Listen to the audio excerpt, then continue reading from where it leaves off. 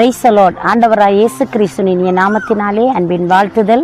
கர்த்தருடைய பிள்ளைகளே, நீங்கள் எப்படி எல்லாரும் உற்சாகமாய் சமாதானமாய் சந்தோஷமாய் இருக்கிறீங்களா? என்னுடைய ஆண்டவர் நம்மோடு கூட இருந்து நமக்கு எப்போவுமே அற்புதம் செய்கிற கடவுளாய் இருக்கிறார். தம்மை நோக்கி பார்க்கிறவர்களை அவர் ஒரு நாள் கைவிடுறதில்லை. உங்களோட விசுவாசத்தை பலப்படுத்தி, உங்களை தைரியப்படுத்தி, உங்களை கனப்படுத்தி நடத்த அவர் சர்வ வல்லமை உள்ள ஆண்டவராய் இருக்கிறார். இந்த நாளில் நீங்கள் தெய்வத்தை நோக்கி பார்த்து உங்களுடைய வார்த்தைக்காக காத்திருக்கிறீங்களா? உங்களுடைய வார்த்தை உங்களுக்காய் இந்த நேரத்திலே கடந்து வருகிறது. ஏசாயாவின் தீர்க்க தரிசன புஸ்தகம் 25வது அதிகாரம் 8வது வசனம் இப்படி சொல்லுகிறது: அவர் மரணத்தை ஜெயமாக விழுங்குவார். கர்த்தராகிய தேவன் எல்லா முகங்களிலிருந்து கண்ணீரை துடைத்து என்று சொல்லப்படுகிறது.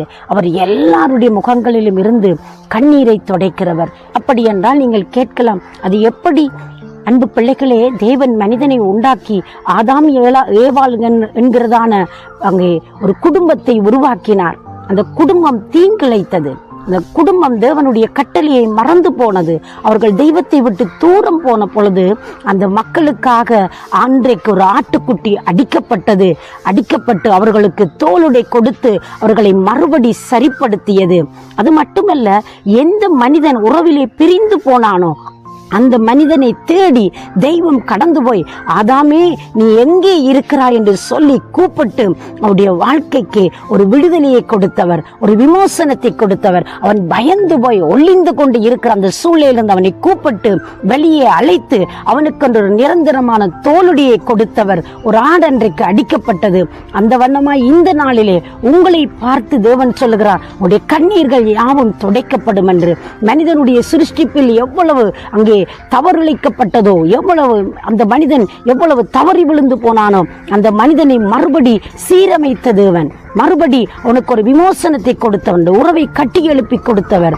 இன்றைக்கு உங்களை பார்த்து அவர் கேட்கிற கேள்வி, நீ எங்கே இருக்கிறாய்? நீ எந்த நிலையில் இருக்கிறாய்? உன்னை தேடி நான் பக்கமாய் வந்து நிற்கிறேன் என்று சொன்னது போல நீங்கள் வேதனையோடு இருக்கலாம், நீங்கள் தனிமையில இருக்கலாம், நீங்கள் சோர்ந்து போய் இருக்கலாம். உங்களுடைய கண்ணீரை துடைத்து உங்களை விடுதலையாக்கி உங்களுக்கு விமோசனம் கொடுத்து மறுபடி உயிர்ப்பிக்கிறதுக்கு தேவன் உங்கள் பக்கமாய் கடந்து வந்திருக்கிறார்.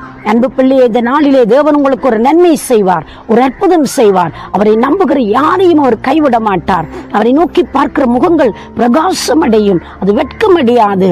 நீங்க இந்த நாளில இந்த குடும்பத்தை குறித்து நான் கண்ணீர் வடிக்கிறேன், என் பிள்ளைகளை குறித்து நான் தனிமையிலே அழுது கொண்டிருக்கிறேன், என் கண்ணீரை பார்ப்பதற்கு எனக்கு உதவி செய்வதற்கு யாரும் இல்லை என்று சொல்றீங்களா? என் பிள்ளைகளை நல்ல படிக்க வைக்கணும் நான் நினைக்கிறேன், முடியல, என்னிடத்தில் திராணி இல்லை என்று சொல்லி கலங்கி போய் நிற்கிறீங்களா? தேவன் உங்களுக்கு ஒரு வழியை உண்டாக்குவார். நீங்கள் தனிமையில இருக்கிறீங்களா? நீங்க மிகவும் நெருக்கப்பட்டு போய் இருக்கிறீங்களா?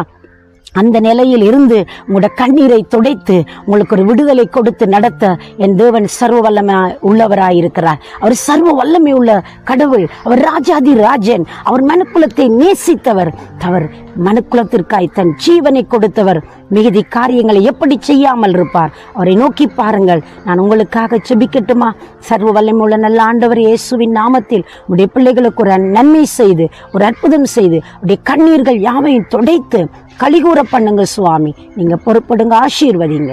இயேசுவின் நாமத்தில் ஆசீர்வதி செபிக்கிறேன் ஜீவனுள்ள நல்ல பிதாவே. ஆமேன், ஆமேன். தேவன் தாமே உங்களை நிறைவாய் ஆசீர்வதிப்பாராக. God bless you.